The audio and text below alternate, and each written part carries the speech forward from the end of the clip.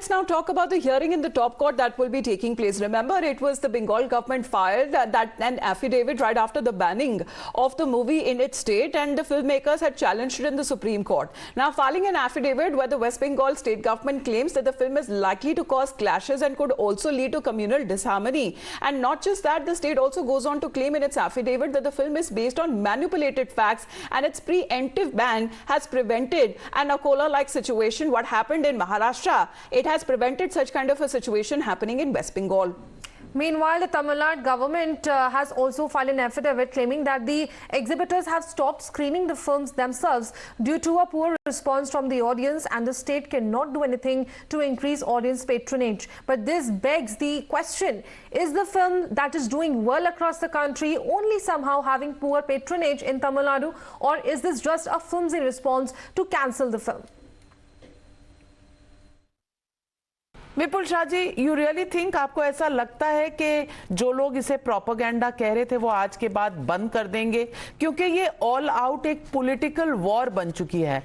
As a producer आप nervous हैं? आपको कहीं ना कहीं ऐसा लगा था जब आप फिल्म बना रहे थे कि इस पर पॉलिटिकल जंग हो जाएगी, ये फिल्म बंगाल में रिलीज नहीं होगी, तमिलनाडु में उतार दी जाएगी सिनेमा घरों से, और कहा यह भी जा रहा है सुप्रीम कोर्ट के एफिडेविट में कि किसी ने जोर नहीं लगाया उतरवाने के लिए, ये तो चली नहीं फिल्म तो इसीलिए उतर गई।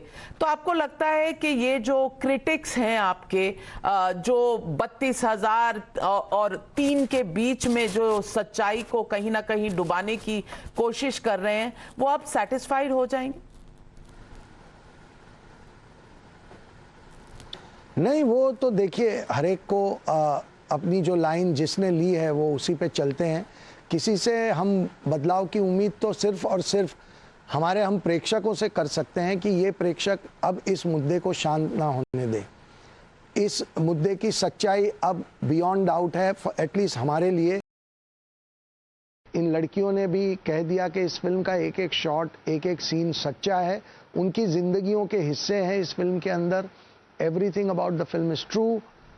उन्होंने नंबर्स की पूरी बात कह दी है। तो हमारे लिए जो लोगों के पास हमें फैक्ट्स पहुंचाने थे वो मुझे लगता है बहुत संगीन तरीके से पहुंच चुके हैं, और इसके बाद मैं सिर्फ यही उम्मीद करता हूं कि इस देश की जनता, जो कि बहुत समझदार है, वो इस मुद्दे को कभी शांत ना होने दे।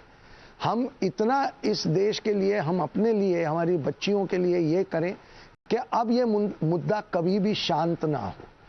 Well, awaiting the Supreme Court's order on this as far as the ban that has been imposed in West Bengal and the movie also not being screened in Tamil Nadu, the filmmakers have already opposed it and challenged it in the Supreme Court. We will be back after a short break.